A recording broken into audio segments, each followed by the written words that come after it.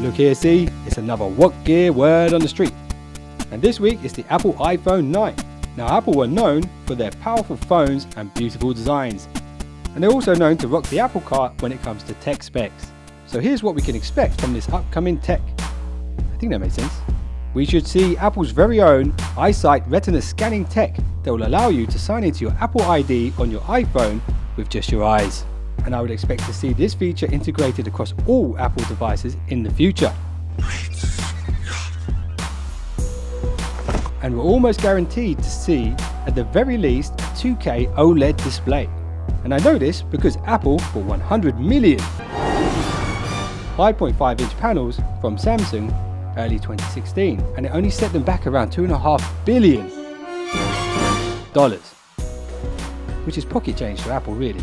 And the OLED panels will help to reduce power consumption and improve pixel accuracy and color saturation.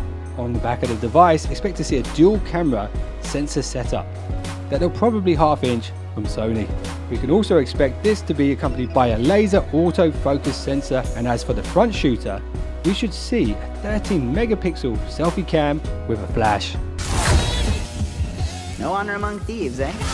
Inside this iPhone, as standard, will not be an octa-core. No, it will be an 8-core, which will be supported by not 4GB of RAM, no, quad gigabytes of RAM. So don't you see what I'm saying here? Apple want you to think differently. The theme of the campaign is think different. It's the people, honoring the people who think different. Now, we could expect to see no headphone jack,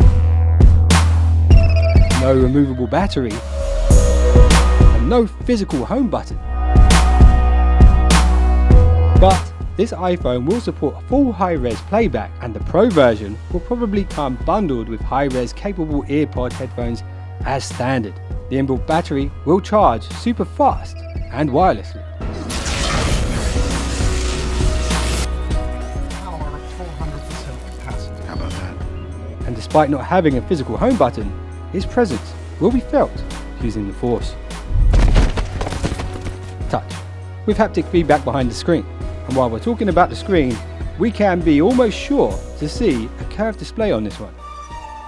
I can sense it. Because apparently Apple patented a curved design in early 2016. But will they round the bottom and top edges also, possibly making this the world's first ever completely edge-to-edge design? And there's a good chance that this iPhone's front and back outer casing will be made from, you guessed it, Gorilla Glass 5, which will probably be the world's strongest phone glass known to man, for now.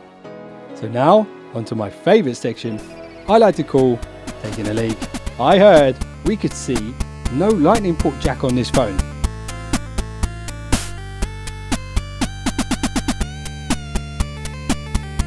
Apple may decide to ditch it in favour of an attachable magnet charger, similar to that seen on the iWatch. I mean, Apple Watch.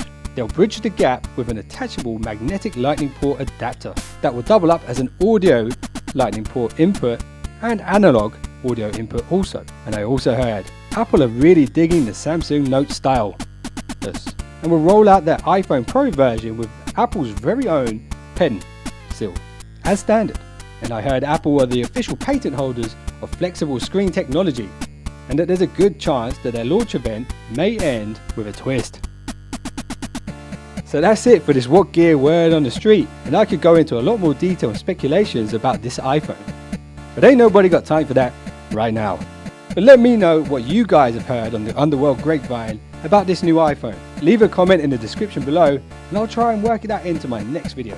So thanks once again for watching What Gear Reviews, and if you just subscribed, that means you are now one of the finest subscribers known to man. And I really appreciate your support, and I'll see you guys in the next one. So don't be late.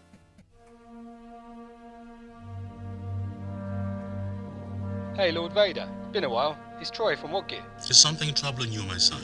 I can sense a disturbance in the Force, like 1,000 voices all yelled out at once. Like that time when Apple removed the headphone jack. I know, that's what they said. And if they remove the home button, I think people could get so annoyed they might destroy the planet. Don't be too proud of this technological terror you've constructed. The ability to destroy a planet is insignificant next to the power of the Force.